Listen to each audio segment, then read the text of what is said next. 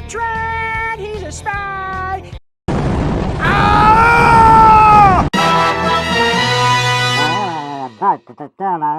Jimmy Neutron, he's a guy. He's a kid and he's really high. He's got a friend named Kosh and a friend named Shin who is half-ass in school.